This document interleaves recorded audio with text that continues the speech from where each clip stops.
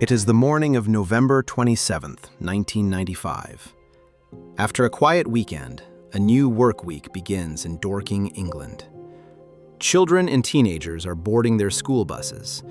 This is probably always the quietest time of day for the local taxi company.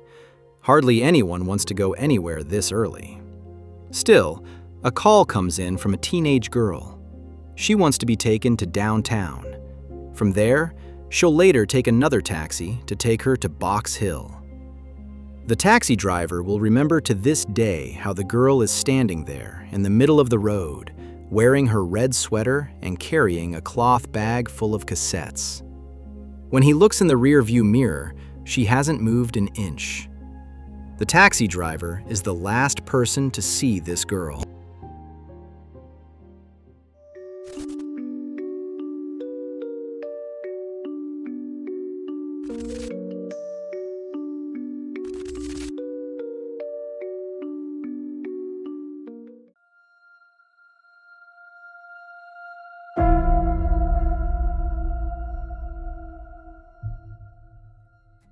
In the small village of Betchworth, not far from Dorking, stands a cozy English cottage. It's idyllic here and looks like something out of a movie. The Wilson family, a typical middle-class family, lives in this cottage. Both Wilsons work as teachers, have been happily married for years, and have two daughters, 13-year-old Jenny and 16-year-old Ruth. The two sisters share a room and are as close as can be. 16-year-old Ruth is currently in the midst of preparing for her final exams. She isn't necessarily one of the coolest kids at school, but she has a good group of friends and is also popular with her teachers. She dreams of studying archaeology after graduation. The 16-year-old is working hard toward that goal with her good grades. To get to know Ruth a little better, let's take a look at the last weekend of November, 1995. Because hardly anything that weekend suggests that Ruth will mysteriously disappear as early as Monday. On the contrary, the last weekend of November 1995 is absolutely typical for Ruth. On Saturday, she works for a few hours at her part-time job. In addition to school, she earns some extra money at a music store in Dorking. After work, she meets up with her best friend William. Ruth and William were even a couple at one point, but they realized that they simply get along better as friends. When Ruth finishes her shift at the music store, they're set to meet up for dinner. A mutual friend of theirs named Neil joins them as well. At the end of the meal, Ruth generously picks up the tab. She makes a casual remark that the boys should have something to help them remember her by. This sentence will later become a central part of the mystery surrounding Ruth.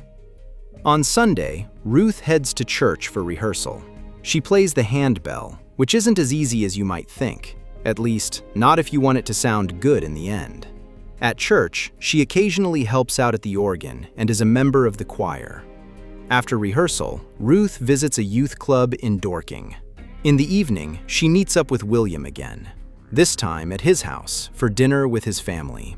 After all, her relationship with William's parents remains warm. That evening, William's mother even has a surprise for Ruth. She's gone through her closet and picked out a few old items that Ruth might like. When Ruth comes home with a big bag of clothes, she's in high spirits. She and her sister Jenny immediately dive into the new old clothes and try them on together.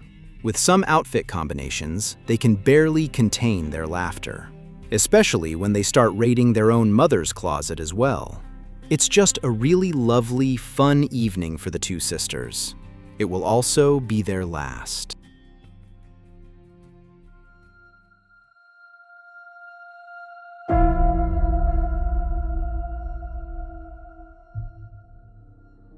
The morning of November 27th, 1995, is quite hectic at the Wilsons' house.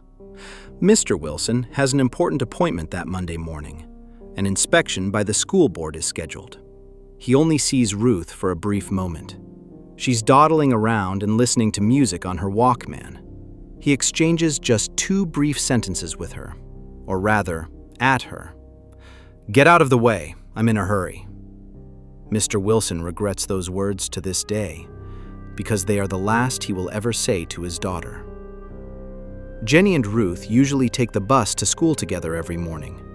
But just as Jenny is about to walk out the door, Ruth tells her at the very last second that she isn't coming along. Jenny is annoyed, but not exactly surprised. Ruth is working toward her graduation. Sometimes, she skips classes for less important subjects so she can use that time at home to focus on catching up on material that's more relevant to her exams. The school also offers a few extra free periods in the schedule. It's quite possible that Ruth has some this morning, even though Jenny thinks her sister could have told her that beforehand. She says a quick goodbye and sets off. Ruth is now home alone. She gets in touch with someone else that morning, William. He stops by and offers to give her a ride to school later, but Ruth declines. She has other plans that morning. She calls a taxi company in the neighboring village and orders a car. The taxi takes her to the library in downtown Dorking at around 11:30 a.m. Ruth spends a few hours there. Perhaps she simply decided to take a day off to study and browse through a few books at the library. However, after spending several hours there, she doesn't go home, but instead goes to a florist named Thistles, where she orders a bouquet of flowers. It is to be delivered to her mother, but not until 2 days later, on November 29, 1995. Under no circumstances earlier. After her visit to the florist, Ruth calls another taxi. By this time, it is around 4 p.m. She is picked up at the Dorking train station. When she made the call, she had asked to be driven to Box Hill. Box Hill is a hill offering a great view of the Surrey countryside. It's a very popular destination in the area, especially in the summer. Now, in the gray November weather, not so much. However, the ride ends a little earlier than expected. Ruth asks the taxi driver to drop her off at a bridle path near the Hand in Hand pub at the foot of the hill. It's around 4:15 p.m. As the taxi driver turns around, he glances back in the rear-view mirror. Ruth Wilson is just standing there in the middle of the trail, showing no sign of going anywhere. Much like Mr. Wilson, the taxi driver later blames himself. After all, he had dropped off a 16-year-old girl all by herself in the middle of nowhere.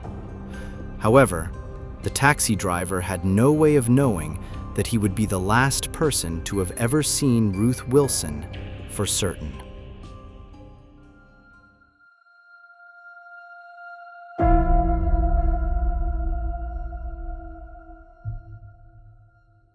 As Mr. and Mrs. Wilson and Jenny gradually come home from school, Ruth doesn't show up.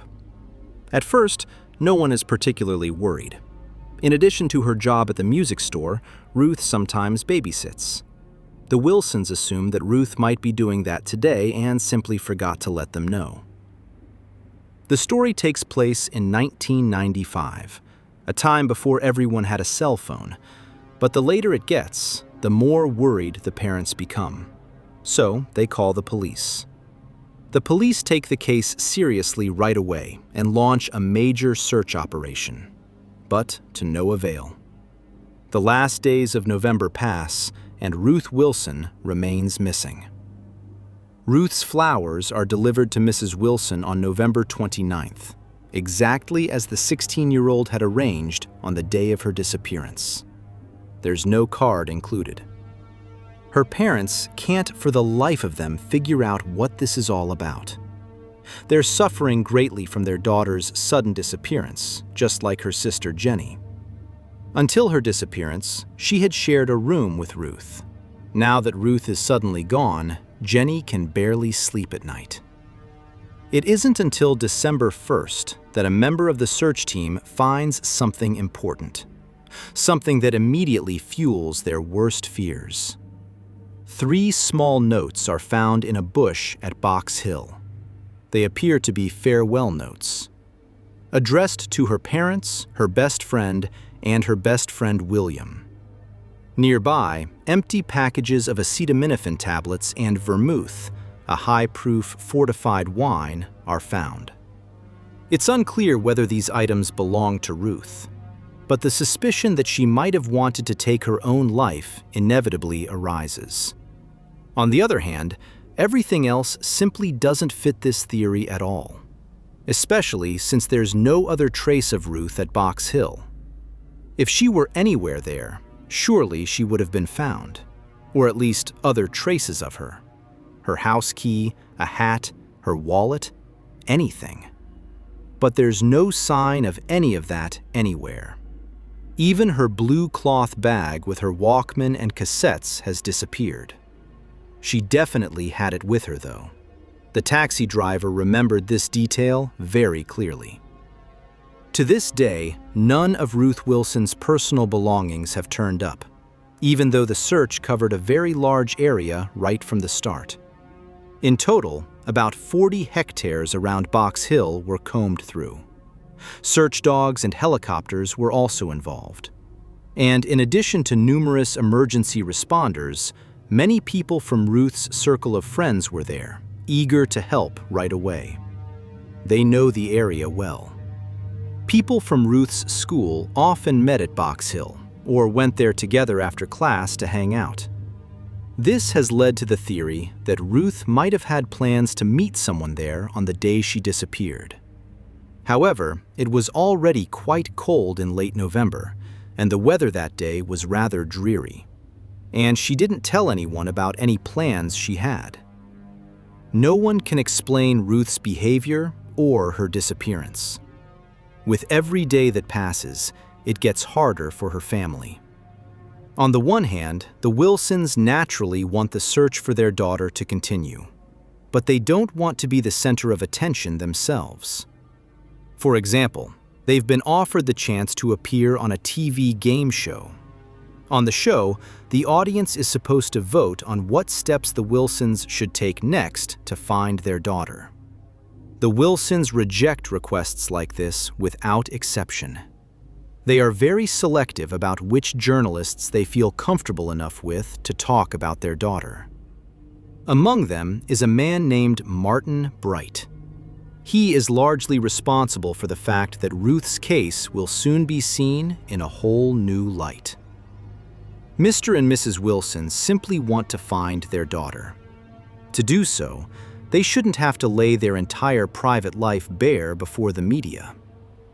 Nevertheless, journalist Bright is quite taken aback when he learns something astonishing through the back channels.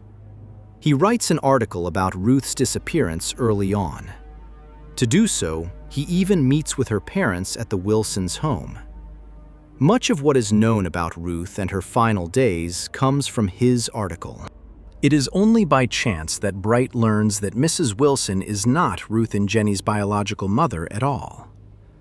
That was a woman named Nesta, who died when Jenny was still a baby and Ruth was a toddler. But, biological child or not, Mrs. Wilson was a caring mother to both of them. Nevertheless, Martin Bright is puzzled that this information was withheld from him, despite his close relationship with the Wilsons. When he decides to produce another documentary on the case, he contacts the Wilsons again. This time, however, they refuse to participate. Instead, Bright speaks with Ruth's friends, including William. William confirms that Ruth's biological mother has passed away. She told him that her mother had apparently fallen down the stairs at home and broken her neck. William also explains that things at Ruth's home weren't as rosy as they were initially portrayed. Rather, the 16-year-old was quite unhappy there. Well, we've all been teenagers ourselves.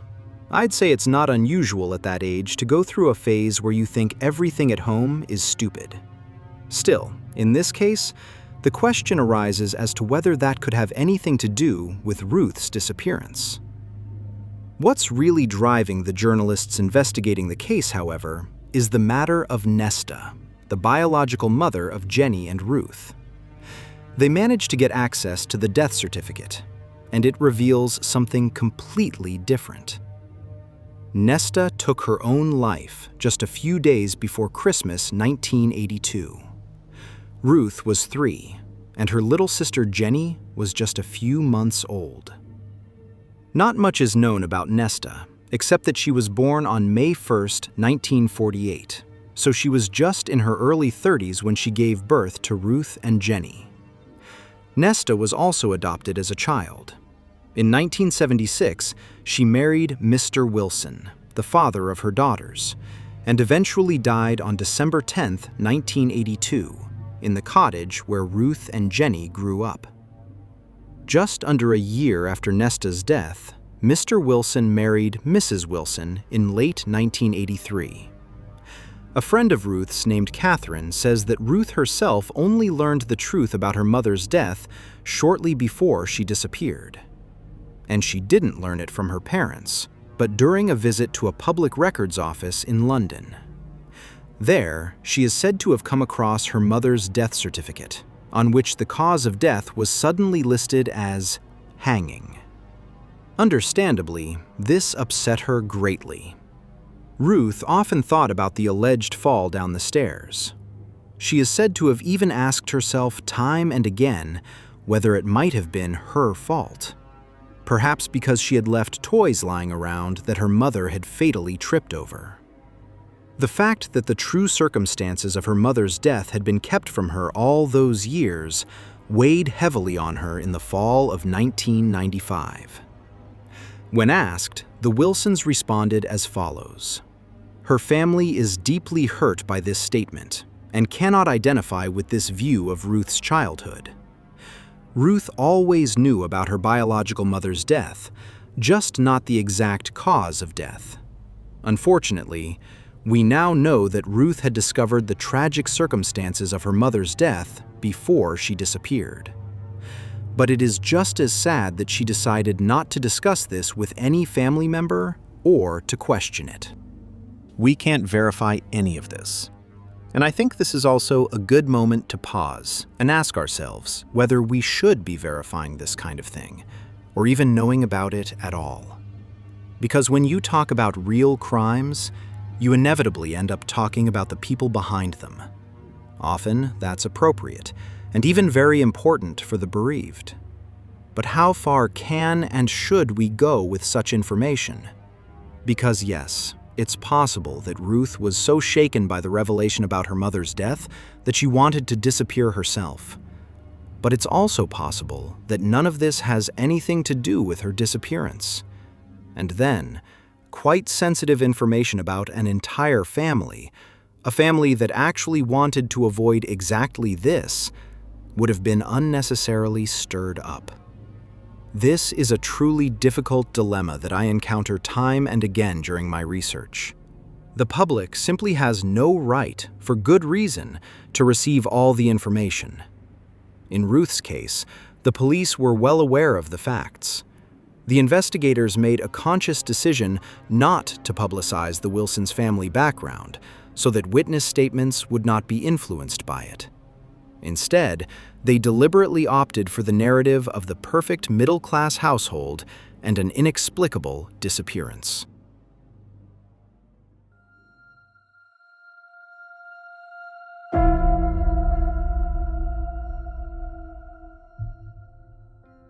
What was on Ruth's mind in the weeks leading up to her disappearance doesn't make the case any less mysterious. After all, it remains unsolved to this day. There are a total of 5 theories, which we'll examine below. Number 1, an accident. I think we can rule that out pretty quickly. It's wet outside in the fall, and places like Box Hill are definitely slippery. That said, Box Hill isn't exactly Mount Everest. Anything can happen anywhere, but the fact that no body has been found for more than 30 years after an accident makes this seem unlikely to me. Number 2, the kidnapping. That's a bit trickier. I'll go ahead and link it directly to the murder theory. The taxi driver said that Ruth just stood there when he drove away, as if she either didn't want him to see where she was going next, or as if she were waiting for someone there. The area in front of the pub would certainly be a good meeting spot. You definitely wouldn't miss each other there. However, there's no evidence to support this. No one claims to have seen Ruth with another person or in a vehicle that day. Many people agree that there must be someone who knows what happened to Ruth. Among them are her best friend William and some of Ruth's female friends. I wouldn't dismiss this theory quite as decisively as I would the accident, but I'd still look more toward other possibilities. Take number 3, for example. Suicide. A difficult topic in every respect. Although Ruth's grades in school were actually always good, the stress of studying seems to have really taken a toll on her. Recently, she is said to have been very worried about her grades. It wasn't until after her disappearance that her parents learned that Ruth had even hidden her latest report card from them. On top of that, there was the turmoil caused by the information about her biological mother. We mustn't forget that Ruth was only 16 years old herself, and that's a lot to bear for anyone, but especially at that age.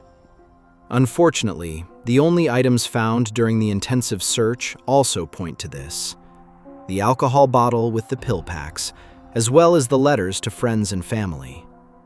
We'll learn a bit more about Ruth's friend Catherine in the next few points. She is one of the few who considers this theory plausible. Catherine also has a clear opinion about the bouquet of flowers Ruth ordered for her mother. She is absolutely certain that it was meant as a metaphorical middle finger to Mrs. Wilson. Aside from Catherine, however, friends and family seem to largely agree that Ruth did not intend to take her own life.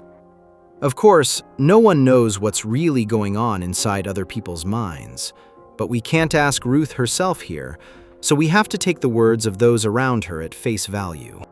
That leaves the final unresolved issue. Ruth Wilson disappeared of her own accord to start a new life. I know this theory comes up in virtually every missing persons case and is just as often dismissed out of hand. In Ruth Wilson's case, however, it's worth taking a closer look. On the one hand, there's the obvious fact: Ruth was 16 years old. She did have her jobs in the music business and as a babysitter, but those certainly wouldn't make her wealthy enough to just up and move abroad and set up a new identity. Ruth's friend Roxy says that the 16-year-old didn't have a driver's license and couldn't drive. Ruth likely didn't have a passport either. All in all, this makes it difficult to build a new life elsewhere, even if that is arguably the most comforting scenario among all the possibilities. But it's not the least likely one, because on November 27, 1996, an almost eerie sighting was reported 2 miles from Box Hill. It was exactly 1 year after Ruth's disappearance. On that very day, a young woman walks into a newsstand near Box Hill with an unusual request. She wants 1 copy of every local newspaper. She seems restless. When the newsstand owner has to tell her that 1 newspaper is already sold out, she becomes quite emotional, which strikes the owner as very strange. Especially when he notices that the person reminds him of someone, namely Ruth Wilson, who disappeared the previous year. After making her purchase, the woman disappears again and is never seen there again. Because it was the first anniversary of Ruth's disappearance, the local newspapers featured various articles about her that day. This gives rise to the theory that Ruth might have stopped by to find out about the current status of the investigation into her own disappearance. The newsstand owner immediately contacts the police and also provides the footage from his security cameras. The quality isn't exactly good, but it's sufficient to give the Wilsons hope.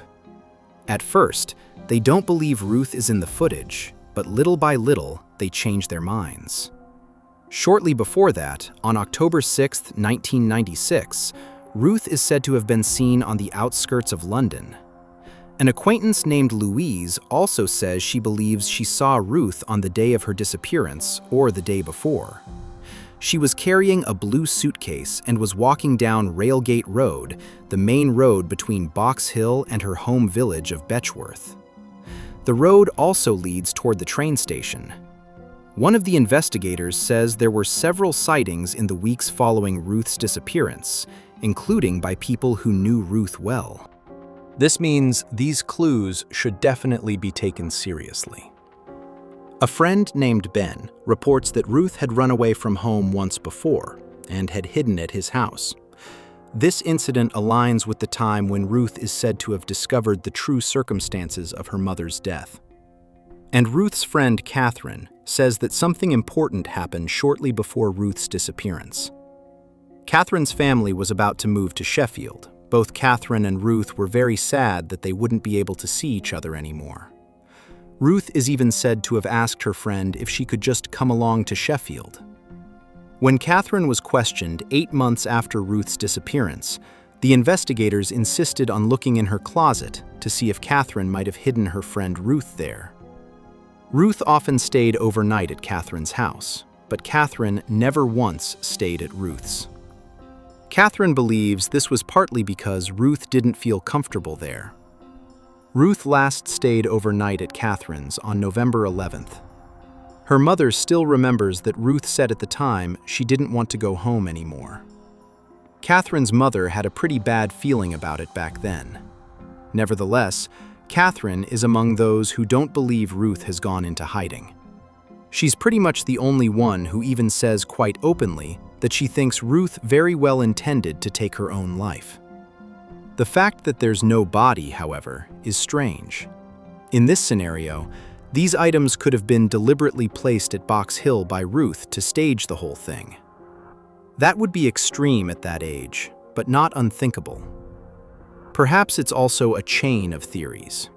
Maybe Ruth really did want to run away from home, and maybe something happened afterward. Perhaps there was someone who promised to help Ruth go into hiding, or an acquaintance with whom the 16-year-old wanted to stay and whom she didn't tell anyone about. As the 2018 statement shows, the police continue to take possibilities like these very seriously. How often do we see cases where, unfortunately, judgments are made very quickly, sometimes even prematurely? Here, the police seem to be avoiding that altogether. Perhaps because the investigators have long since found clues that make a crime more likely.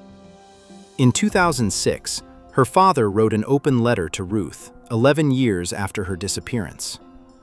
"We still have the gifts we bought you for Christmas in 1995. They're safely tucked away in a drawer, waiting for you to come back. Although I suspect your tastes have changed so much that you'd probably laugh at the music and the clothes. Even though the house is too big now that your sister Jenny has moved out, we can't bring ourselves to move. After all, it's your home. Your disappearance is still a mystery. You were confident, independent, and, aside from the usual teenage friction, seemed so happy at home. You can imagine how terrified we were and how we searched for you month after month. I scoured all of London, hoping to find you. We wondered if you had a secret, but your calendar gave nothing away. The police found out that you'd been to Box Hill beforehand, but I don't know why. There were many false leads. Each time, our hopes were raised, only to be dashed again. It's torture. Even now, I still drive past bus stops and stare at people. Could this young woman, you're 27 now, be you? The letter is now 20 years old. Today, Ruth Wilson would be 47 years old. The case is still officially classified as a missing persons case. To this day, it has not been disclosed what exactly is written on the 3 notes Ruth left behind at Box Hill. The information that these might be farewell letters comes solely from the media. I wonder if the contents of these letters have been deliberately withheld, and if they might suggest that Ruth is still alive after all. And if they're still keeping all the other possible theories open, that actually implies to me that the letters to her loved ones must have been worded quite openly, precisely in a way that allows for the conclusion that Ruth has started over somewhere else. Feel free to share your theories and thoughts in the comments, or leave a like if you enjoyed the video. Other than that, there isn't much more to say. I hope you're having a good morning, afternoon, or evening, whichever time you're watching this, and I hope to see you again in the next video. Until then, ciao everyone.